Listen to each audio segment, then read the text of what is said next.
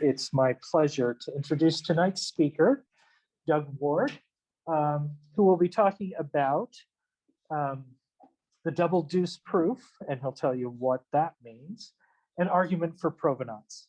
Okay? Take it away. Okay. Thank you very much for having me. I appreciate the opportunity to present some of my knowledge on the 1922 high relief matte proof peace dollars. And I'm going to start by assuming that everyone has some familiarity with the peace dollar, and everyone also, I will assume, knows a little something of its history. But I'm pretty confident that nobody knows where they or how they were liberated from the U.S. Mint.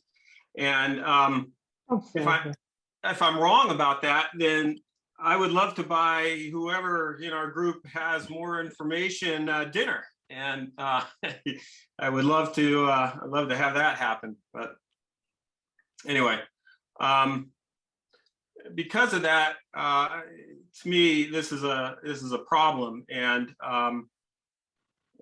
that's because without a compelling story or without history, crazy and I would say sometimes tragic things can happen in numismatics, and therefore that starts my argument for provenance. And when I say argument, it's because some might think otherwise. They might think this is okay, and others might think, well, we would rather that it not generally be known how they escaped from the mint. There might be those people out there, as a matter of fact, and that's the reason why there is no knowledge of their provenance. So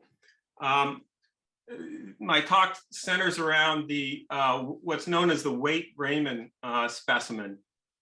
And what's known necessarily about most of these specimens, including the Raymond specimen, was put together by David Bowers and published in some of his reference works. So Waite-Raymond was a prominent Connecticut and New York City coin dealer. And this coin was presumably found in his collection, although the events around its finding are very, very strange and to me don't make a lot of sense. So the question is, why wasn't its existence revealed to one of the very first people to do some serious research on them? And that was his protege, Walter Breen. So he did extensive research starting prior to Waite-Raymond's passing in 1956. So I'm sure he had an opportunity to discuss the subject with him. So there are some possibilities of how he might have attained it if he did, because he did know Franz Zurby fairly well, and Zurby was at the center of the peace dollar story. Raymond did relate a conversation he had with Zurby, and I think most people are familiar with this conversation where Zurby had presumably compelled the San Francisco Mint to make 1921S peace dollar, or Morgan dollars, that is, that were specially struck for him. And these were distributed amongst PCNS members in May and June of 1921. And that is all recorded in minutes of the PCNS from that time. So Breen wrote his seminal article, 1961, titled The 1922 Type of 1921 Peace Dollar.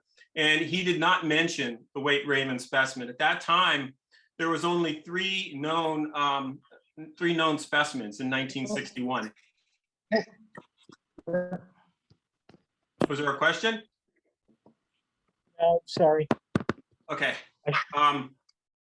So, and then 5 years later, Don Taxay writes a book, or his book, The U.S. Mint and Coinage, in 1966. And it still only lists 3 specimens, and it doesn't include the weight Raymond specimen, which by this time, Mr. Raymond had been deceased for 10 years. So there's a picture right there of its first appearance at auction, and I'll come back to that in a few slides. So its existence was revealed by Leonard Custer, and this occurred in the mid-1970s. He was a prominent Connecticut and New York City coin dealer as well. But this took place, again, more than 20 years after Mr. Raymond's passing. No other coins at that time were revealed along with it that would have come from Mr. Raymond's collection. So this is seemingly a one-off appearance. All the other coins in Waite Raymond's collection, which was very extensive, he was a very, very prominent and well-known dealer. All of them had been sold by early 1960s. So then subsequently, this specimen passes through several dealers and then into a collector's hands. And then in 1991, it makes its first appearance at auction in the Frontenac sale. And this was conducted by Bowers and Morena. And the picture from the catalog is shown below there. At this point, it's graded matte proof 64 by NGC. And I circled what I would consider a distinguishing mark, kind of its provenance mark on the reverse, just below the E pluribus unum.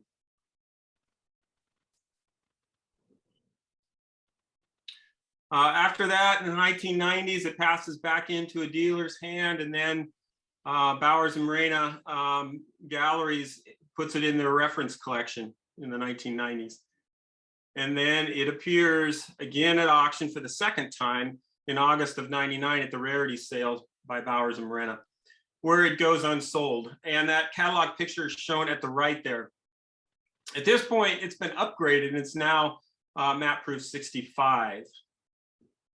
Still has the distinguishing mark on the back. That almost appears to be some kind of residue because it seems to be metastasizing kind of across the surface of the coin. It goes unsold, but then appears in February of 2001 at a Goldberg auction, where again it goes unsold. And then 3 years later, it appears in January of 2004 at another Goldberg auction. And at first, it's listed as being sold for $86,250, but later that listing is changed to not sold. And the catalog image is shown below there as well. And at this point in time, I had been interested in peace dollars for a few years and have been collecting them.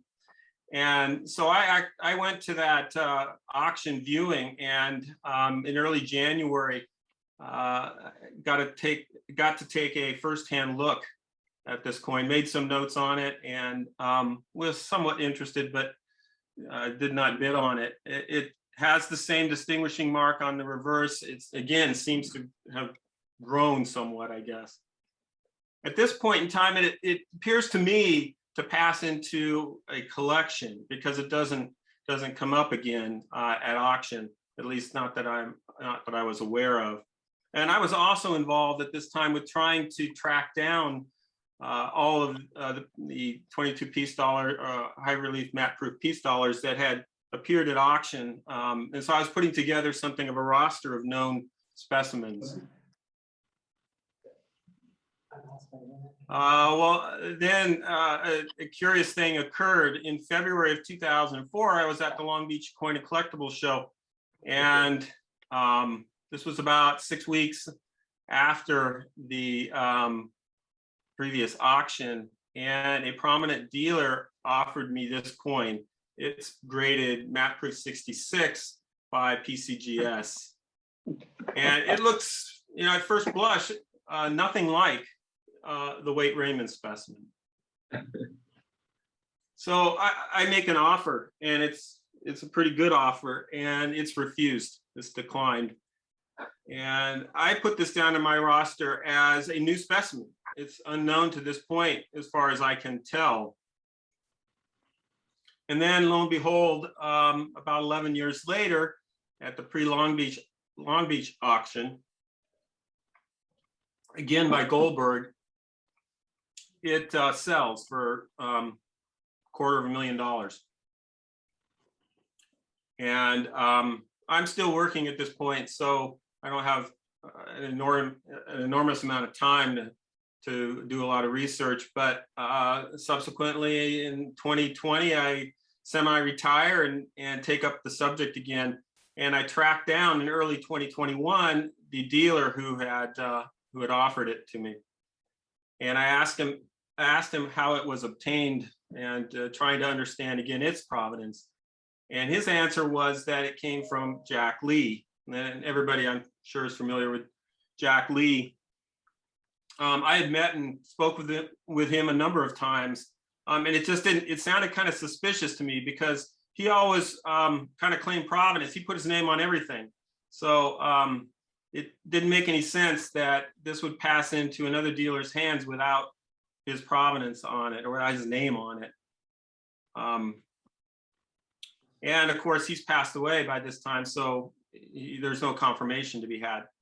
And so it sounds fishy. So I take a closer look at the coin, and this is what I find. This is a comparison between the coin that went to auction in 2004 and the one that went to auction in 2015. And I viewed these two coins 6 weeks apart, and they are the same coin. And during that 6-week period of time, the person who had acquired it obviously had it cleaned, or I guess in the vernacular, conserved. It has all of the distinguishing marks on it. On the reverse, it has the metastasized mark. It's just that these have become somewhat like ghost images that remain after the cleaning process. And interestingly enough, on the obverse of the coin, there were a couple of very obscure surface physical damage that had occurred, and they become more prominent with cleaning.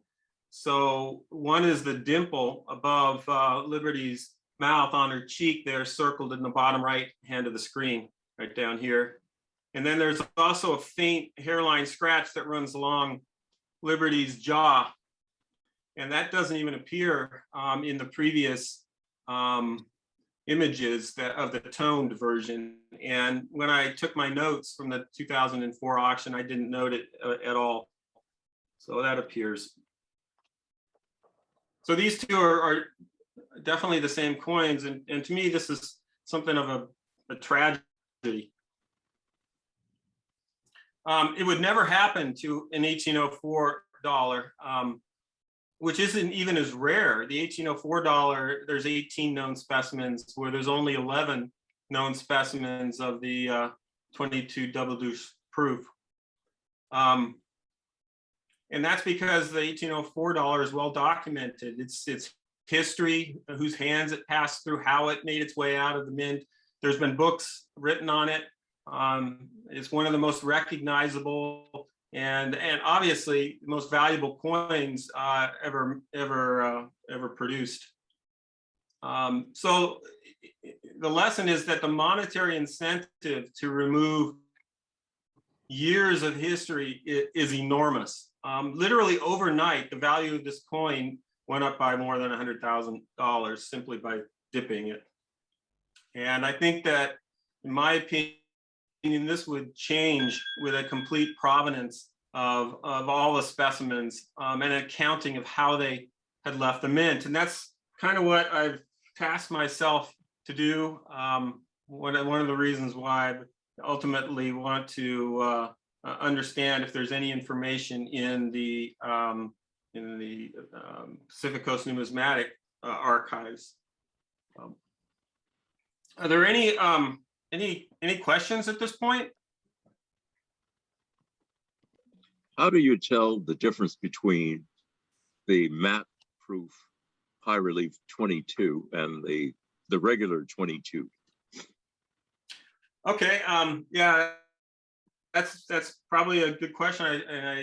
It would have been perhaps advised to put an image, because they're very, very, very different at first note. And if you've seen any of the regular 20 peace dollars, the circulation peace dollars, they look very much different from these coins. The relief is much, much lower. The lettering is very, very faint on a lot of them, particularly ones minted in 22, for example. The obverse and also the reverse lettering is very, very faint, not well struck. The details don't strike up well. This was all done, a little bit of history, was all done because in 1921, high relief coins were struck. From 1922 on, they changed to low relief because the die breakage was so high, they could not afford, the mint could not afford to keep replacing dies, making and replacing dies. And so they completely changed the relief on the coins. You say it's a matte proof. So does it show Yes. that in the fields of the coin? Well, the entire coin is a matte proof finish, as opposed to more of a brilliant finish, I guess, if you want to call it that, on circulation strikes, or at least the ones that come from new dies. The process is to sandblast or bead blast the coins. Sandblast. In fact, they were known as sandblast proofs early on, and this was common in the early 1900s. It was not used, to my knowledge, after the 1922 proofs here. But it's a very dull finish as compared to circulation strikes or brilliant proofs, which in 1921 there are several. That's gone. Were the 1921 proofs also matte? Awesome. Most of them were matte, but there are several that were brilliant as well. Brilliant, and those were officially produced, and they were distributed to, of course, lawmakers and dignitaries, and so there's official mint records of those coins. In the 1922 proof, there was no official mint records that proofs had been produced. They actually, I'll get into this in a little bit, I have a few more slides, but they were actually referred to as patterns, and there's some legitimacy in why that was done, and particularly by, I think, the individual who did end up liberating them from the mint. I'll get into that in a little bit. Were there any other questions? Is it Zurby who liberated them from the mint? Well, I happen to think so, but there's no proof to that effect. Yeah, and I'll cover that in a little more detail. I'll give you a few more clues that kind of point in that direction. So, what I want to do is provide a little more detailed background on two other specimens. Then one of them is the Zurby specimen, and this one was the only one that was probably exhibited prior to the 1950s, or at least known in that capacity prior to the 1950s. So I think everybody's familiar with Franz Zurby, flamboyant. Okay, so Zurby, he's the founder of the PCNS in 1950. Everybody's familiar with that. He drove the effort to mint the peace dollar in 1920, and he presented a paper at the ANA convention in that year titled "Commemorate the Peace with a Coin for Circulation." And it wasn't his idea, from what I understand. A number of other prominent numismatists had suggested it, but he was the one who kind of took the baton and I think promoted it heavily and got it across the finish line. In 1921, he distributes 23 special strike 1921 S. Morgan dollars. And again, I mentioned this to PCNS members. This is kind of one of the other exploits with the mint that show that he had the capability to go to the mint and speak with their personnel and ultimately have access to liberating the peace dollar, proof peace dollars. Anyway, he persuaded San Francisco Mint officials to make those special strikings for him. Several of the Mint officials were known to have attended a number of PCNS meetings during the late 1910s and early 1920s. So they were well familiar with one another. In 1921, he moves from San Francisco to Philadelphia in October. And this is prior to the peace dollar striking, which happens at the very last week of December of 1921. And then sometime after that, he also persuades the Philadelphia Mint officials to make 20 to 200 special strike 1921 Morgan dollars. And these are a variety that are known that have 17 berries on the obverse wreath. But some of them also include circulation strikes. I have a little more information on both of those. I know they're kind of controversial, but I don't see why they're controversial, because they exist in the ANS collection, and all the distinguishing marks are present on them and then on subsequent identified specimens. So in 1928, he sells his Money of the World collection to the Chase Manhattan Bank and becomes its curator. The Moneys of the World collection was put together by him over 30 years. He would travel to banks and schools and libraries, and he would give presentations based upon his Moneys of the World collection. It had over 50,000 pieces in it, coins and monetary specimens from all over the world. In 1939, he retires, and Vernon L. Brown becomes the curator of the Chase exhibit. In 1955, Lester Merkin, who is a New York City collector and dealer, learns of the Zurby specimen in the Chase exhibit. To this point, it was not evidently a well-known fact. And this was likely because Merkin exhibited his discovery coin, which he acquired on the West Coast in 1955. He exhibits it at a New York City coin club meeting. And then in 1964, Don Taxay becomes curator of the Chase Manhattan Bank exhibit. And then in 1965, Lester Merkin trades 15 pattern coins worth $12,480 for the Zurby specimen. And that's that's actually in the records of the Chase, or from the Chase exhibit, the inventory. All of this leads me to believe that the Zurby specimen was likely acquired directly from the Mint and from George T. Morgan, who was the chief engraver in 1922. If he acquired one, being that the minting of the peace dollar was kind of his baby, I would argue he acquired all that were available at that time. There is also very good evidence that they no longer existed at the Mint at the end of February of 1922. And I can provide a little more information on that, but there's evidence that they were gone by that time, all of them. Presumably there was as many as 20 that were made. Right now, 11 are known. There may be 9 more floating around out there somewhere. So as I mentioned earlier, it was labeled as a pattern, and it was done so probably by Zurby while it was in the Chase Bank exhibit. The pattern label, it avoids conflict with mint records, since no proof coins were officially struck in 1922.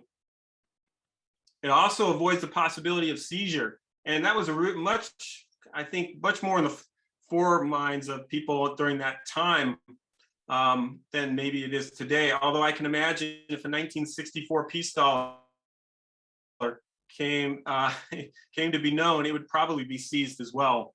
But on the other hand, pattern coins were determined to be legal in a landmark court case in 1910 that involved the only two gold unions, $100 gold coins that were ever minted by the mint. And so the pattern label was also applied to Lester Merkin's Discovery coin, which was acquired in 1954 on the West Coast. And the implication being that the original owner was so informed by Zurby. And so who was the original owner, I guess, was the question. I'll get to that at the end of this next part, which is another specimen, the Rhodes specimen. And it has kind of a direct connection to the PCNS. Donald Rhodes was another intrepid dealer and numismatist. In 1953, he enters the numismatic field as a full-time dealer in the San Francisco Bay Area. In 1957, he finds the Visalia Numismatic Society, and he's the who's who, or appears in a who's who article in Calcoin News. And in 1956 through 1959, he's a frequent visitor, an exhibitor, and an auctioneer. And I believe he was probably a member of the Pacific Coast Numismatic Society, but that's something to search in the archives. He was a protege of longtime PCNS member Roy Hill, who was kind of the same mold. He would travel from different coin shows every month all over the West Coast. And then he also frequented national shows. The interesting thing about this is in April of 1958, he's chosen to conduct the California State Numismatic Association that is going to be held in San Francisco in May of the next year, 1959. And then a month or two later, he places an ad in the Numismatist for 1922 peace dollar sandblast proof, but he doesn't sell it. And then in August, he attends the Chicago A&A convention, and there he does not sell a peace dollar or a proof peace dollar. And then in November, he holds a mail bid auction, but it doesn't include the peace dollar. I acquired that catalog. It doesn't contain a peace dollar. In 1959, January, he conducts the Fun auction in Florida, and it doesn't include a peace dollar. And then finally in May, almost a year later, he sells a 1922 proof peace dollar at the CSNA auction in San Francisco. And it is one of three known at this point. So whoever was commissioning him to sell this peace dollar, in my estimation, lived in San Francisco. And it may have been a family member of a previous owner, probably a member of the PCNSA. And they didn't want to let it out of the area, so they preferred to have it auctioned in San Francisco. And I think that, well, actually, let me show it to you. This is the Rhodes specimen, and it's a map proof 65. So many opportunities to promote or auction or sell over 11 months. Why doesn't he? And that's because I believe the owner would not let it leave the Bay Area. In my searching, there's two possible owners, original owners. There's Basil Brandon and H.L. Hill. They were the only two remaining charter members of the PCNS in 1924, when Zurby finally made it back to the West Coast and had the potential to hand these off in a personal way. Everybody else, all the other original charter members by this time had passed away. They, however, lived and survived and were actually active members for most of the time up until 1950. And then they both passed away in 1955 and 1956, respectively. So it's highly likely that they are the sources of the Merkin and Rhodes specimens. Any thoughts or questions at this point?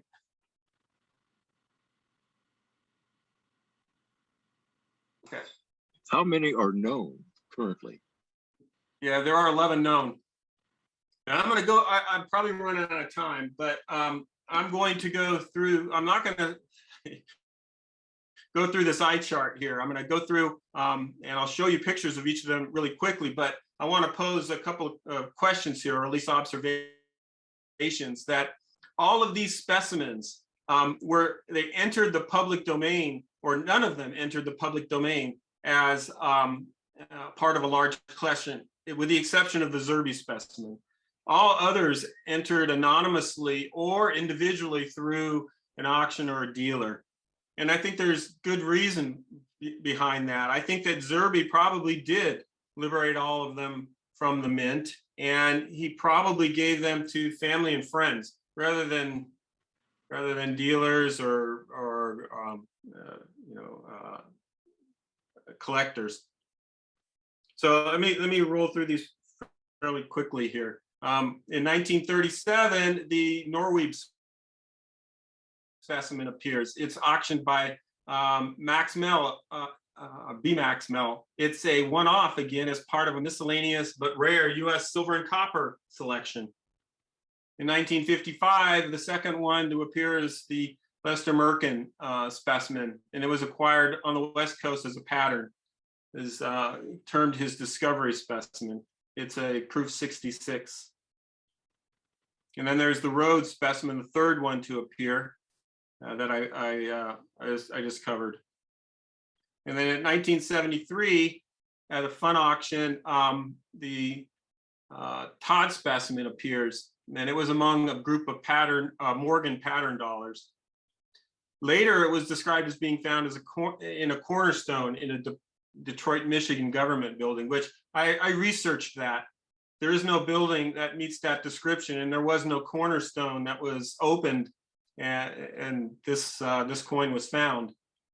There's actually is a building in Detroit, Michigan. It's the Masonic Temple that was built or the cornerstone was laid in 1922, and in January of 1922. President Wilson was invited to the laying of that cornerstone because he was a Freemason, and he accepted, but ultimately didn't attend because his wife became ill. Instead, the Secretary of the Navy attended, and he was also a Freemason. But that was the largest Masonic temple in the entire world, and it was built starting in 1922. And I wouldn't be surprised, given the timing, that if a 1922 high relief peace star was found in that cornerstone ultimately. It still exists, that building still stands. And then the sixth appears in 1978. It was revealed by Leonard Custer. It's the Waite Raymond specimen that I mentioned. The seventh appears in 1983. It's actually the only circulated specimen of all 11, and it appears in Michigan amongst a group of circulated dollars. It's called the Houston specimen. It's proof 25. I actually have a good theory for another time as to how this one entered the public domain. But in 1985, the Philadelphia State specimen appears. It's offered at auction, and it's described as being from an old Philadelphia estate, but it's a one-off. There's no other coins from the Philadelphia estate appearing in this auction. And then in 2000, you get the Lynn Smith specimen appearing as part of the Lynn Smith collection. But I researched Mr. Lynn Smith, and his specialty, he was a researcher. He published a lot of papers in the late 1950s through 60s into the 70s, but most of them had to do with colonial coppers. And because he was such an avid researcher, if this coin existed in his specimen, he would have said so. There's no reason why he would have kept it secret. So I think that this is a coin that appeared as a one-off as well. In 2014, the 10th specimen appears as part of the Pawn. It's known as the Pawn Star specimen. It appears in an episode of Pawn Stars, and the owner claims that he won it in a poker game, but it's also a one-off. Of course, in the show, it appears slabbed as proof 61. So somebody knew what it was worth prior to the show. Obviously, it's a reality show. So, and then the last one appears the same year.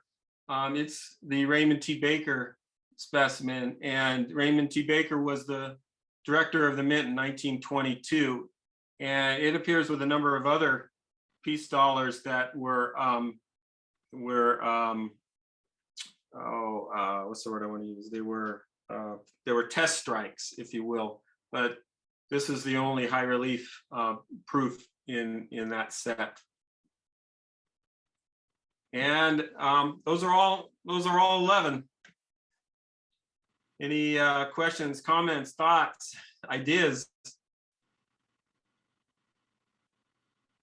What have they sold for? This last one, the Raymond T. Baker specimen, sold for close to $500,000, $485,000, I think it was, in 2014. So most of them now, the listed values are anywhere between 250 and half a million, depending on the grade. Which to me, I think is a bargain compared to its you rarity. should have purchased that one when you were offered it. What was that? You should have purchased that one when you were offered it. Well, they wouldn't let it go, and they reached my limits. I think the Warren specimen is for sale right now for $250,000. Which one? The one that's worn. The circulated one. Oh, the Houston specimen? Yeah. Really? This one? That one. And how much do they want? $250,000. Gotta go. Oh my gosh. Yeah, last time I saw it went at auction for about 37,000. 295,000. And where is that? MA Shops, Men's Hull Trading. That's Germany. Oh, unsold.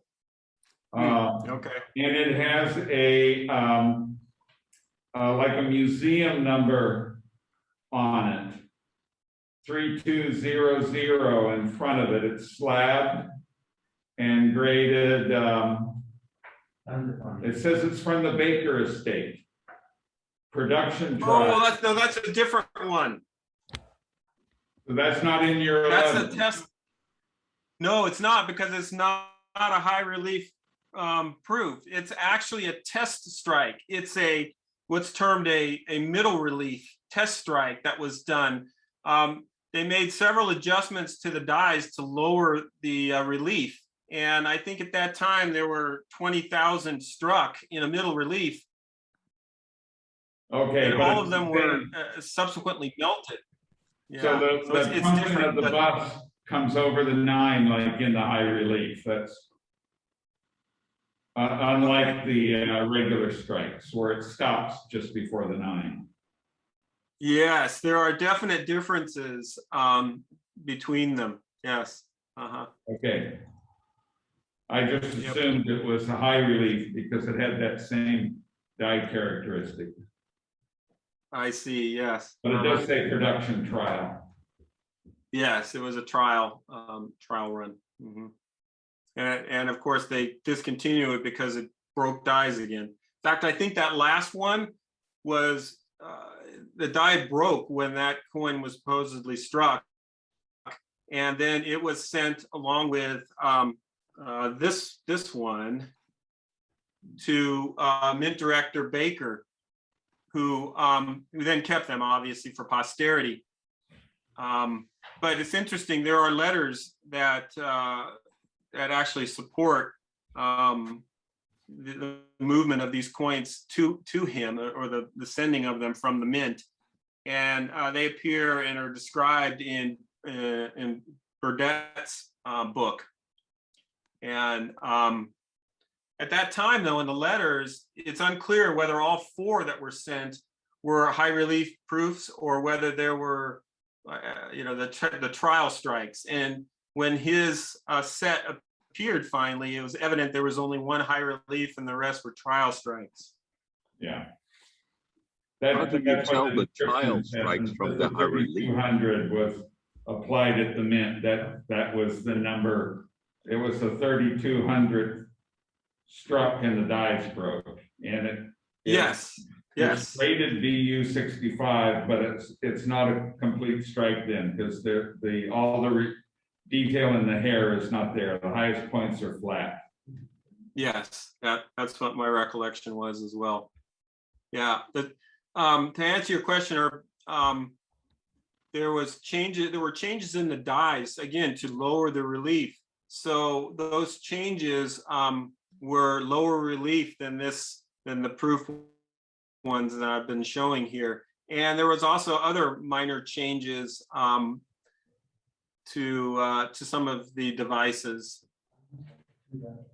Ultimately, they settled on the 1922 low relief, which are kind of very poor rendition of the peace dollar. And I think everybody at that point was completely dissatisfied in the public and dissatisfied amongst numismatists. And the peace dollar gained a very poor reputation from that point going forward. It was called the flapper dollar, and there were other names kind of derogatory that were used, but was not very popular from that point going forward.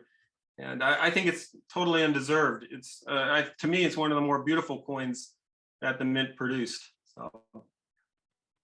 A question about the Baker specimen that you have on the screen.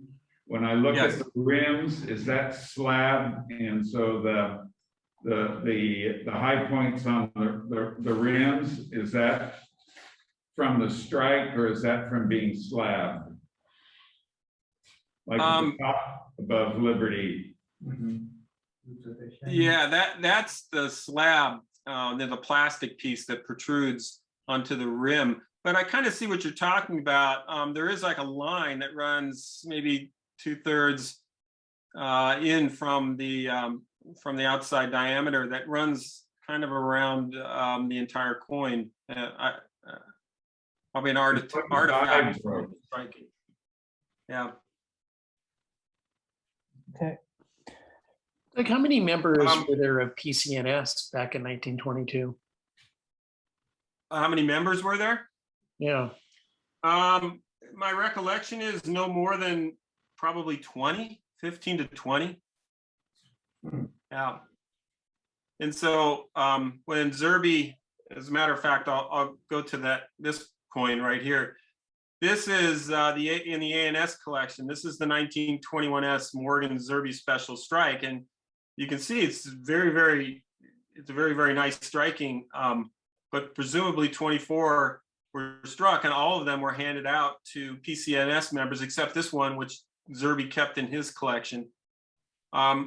There are distinguishing marks on them that appear on no other Morgan dollars, and so they are unique in that regard. There have been a number of people who disparaged this coin, and I can't figure out why. Some of them would say, "Oh, he just went down to the bank and picked up a roll and then gave it to his buddies." Well, no, this coin appears in the ANS collection. It's got specific diagnostic marks on it that don't appear on any other coins. And it's obvious that with his knowledge and relationship with mint officials in San Francisco, they had the ability to do that. And that gives me a lot of confidence that he had the ability ultimately to walk into the Philadelphia Mint, talk to George Morgan and say, "Hey, those are my babies. I will give you 19 or 11 or however many regular dollars if you'll give me those," and he probably did. So this next one, I wonder if it's What's that? conceivable that there's 20 of these peace that were made. Oh, I think it is, because on the Raymond coin, Raymond Baker coin, the original mint envelope was still on the coin, and it listed 1 of 20 struck. So presumably there was 20, and there's 11 that are known right now. So there could be as many as 9 others. If he'd given them to family members with this explicit instructions to say, hey, don't tell anybody where these came from. And when you go out to try and sell them, find somebody and be anonymous about it. And they're kind of his life insurance policy to his family. Every now and then, hey, I can't pay the rent. I'll just grab one of these out of the closet and sell it. So I don't know whether there's any truth to that at all, but it sure seemed like it. I think that of the ones that were distributed to the numismatic community, I think there was 2 given to the remaining charter members in the PCNS. And then I also think that one was given to Maurice Wormser, who was the ANA president at that time. And they had a very good relationship with one another. And I think that's the one that ended up becoming the Houston specimen that went into circulation. Because when he started his New Netherlands Coin Company in 1936, a month later, he was robbed and his entire personal collection was stolen. If it was amongst those coins, the robbers ultimately looked at it, thought it was a 22-piece dollar and spent it. So that's a plausible theory. So about the 1921S yes, Morgan Zurby proofs, only 5 are known. That's interesting, and so there are 19 out there. And since most of those 24 went to PCNS members, yes, one wonders if the heirs to those members still have these coins. that's a good question. So it might be worth trying to figure that out. Who these PCNS members were, and who their great grandchildren are. And their heirs may not know really what they have. Well, that could easily be the case. I mean, it's just another silver dollar, shiny one. Right. I'll offer my opinion as a once coin dealer in this matter. I would frequently have people bring in their father's or grandfather's collection. And among the things in there would be lots and lots of common date stuff and occasionally something special. And the heirs had no idea which was which. And I found out from them what they'd been offered by other dealers in the area. And in most cases, the dealers offered them basically melt or 10% under melt for everything. And then, unless the dealer knew it was special, they literally did sell it to a bullion broker. And my suspicion is that a significant percentage of these scarce pieces ended up melted in the great bullion rush of the last 40 years. And nobody even noticed, but it just went out with the wash basically, and people were not paying attention. And if you think, well, if they took it to a US dealer, wouldn't he have noticed? No.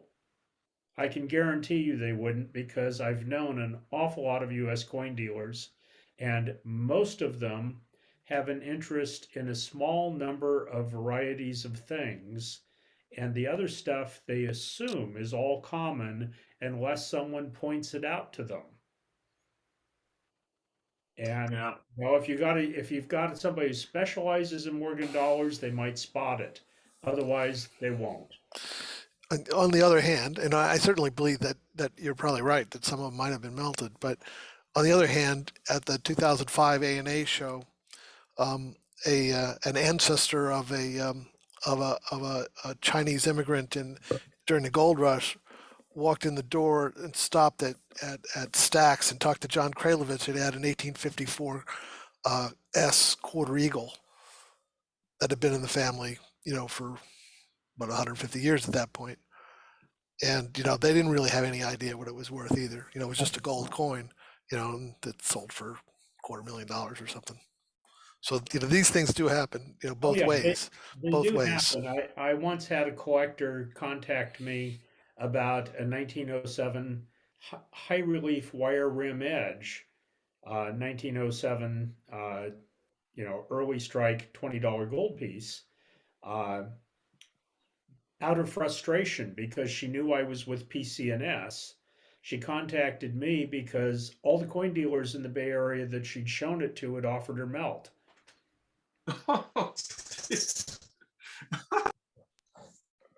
Wow. It's crazy. Yeah. Well, I will say that the distinguishing marks on the 21S Morgan here are not very prominent at all. If you don't know what you're looking for, it's just a 21S. How do you know it's a proof? Because that would be distinguishing. Well, I mean, the fields are very reflective, and so it's either a proof-like coin or it's a proof. And actually, it doesn't. The way it was struck, it was a special strike. It was not on a metal press, so it technically was not a proof coin. It was just from new dies, and it was handled very well. Doug, Yeah. on regarding the 21S, I happen to have a copy of the David Lang's History of the Pacific Coast Numismatic Society here on my desk. I was getting ready to put back in the files. And there's a note from May 17th of 1921. I don't know what that is. It says, President Zurby discussed the new silver dollar coinage and how it differed somewhat from the previous issues of 1878 to 1904. He offered to the members at face value some specially selected specimens of the S-Mint 1921 dollars that he obtained from the mint. So he offered it to everybody at the PCNS at the May 17th, 21 meeting. Yes. Mm-hmm. Yep, and those minutes appear from the May and the June meetings appear in the numismatist in either complete or abbreviated form, and he distributes basically all of them at those two meetings. Yeah, he sold them at face value. Right. Yep. How many members were there? Does it say, Dan? It doesn't say exactly, but it gives you a date. You could go back and look in the archives and probably get the roll call, but it also says right after that most meetings had somewhere between 7 and 10 members in attendance as a rule. But, you know, you could go back and look at the precise date in the archives and find out exactly how many people were at that meeting. Yeah, I actually had done a search based upon the meeting minutes that are published in the numismatist, and I created a spreadsheet of when members actually became members and how long and how many times they attended each year and so on and so forth. So I've got a pretty good idea. It's not at my fingertips, but my recollection is there were somewhere around 15 or 20 members total at that time. But yeah, you're right. Usually only 8, 10, 12 showed up at any one meeting. Yeah.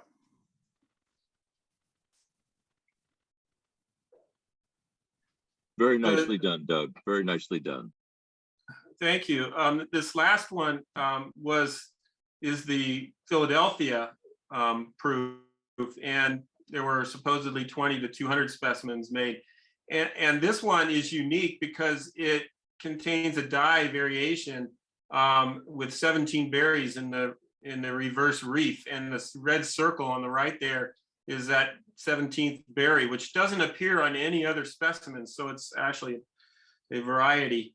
141 have been graded, but there's more than likely a lot of duplicates in that as well. But this one is from the ANS collection that presumably came with Zurby's collection when it was acquired by Chase in 1928. Okay. And that's it. Yeah, very Okay. good. Yeah, thank you. Thank you, Yes. Doug. Welcome. Uh-huh.